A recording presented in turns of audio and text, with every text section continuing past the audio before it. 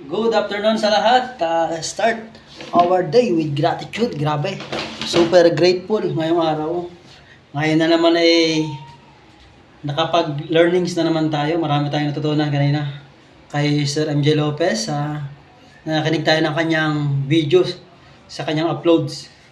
Kagandahan yan, ang topic niya yung life is hard but simple. Tama naman talaga yon. Ang kagandahan yan, yung kung for example, ang ginagawa ng mahirap, yung gagawin mo, doon ang pupuntahan mo.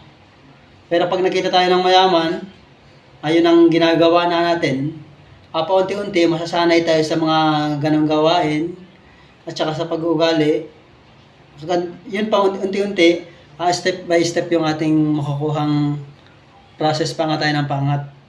Hindi man siya madali, pero tuloy-tuloy tayo sa katagalan ng panahon magiging successful din at makukuha yung mga goals na gusto nating makamit sa buhay natin. At happy family, kung may gusto kang puntahan ay kung may budget ay mas maganda. Mas madali nating magagawa ang mga bagay-bagay. Positive mindset lang at magandang hapon ulit. See you soon!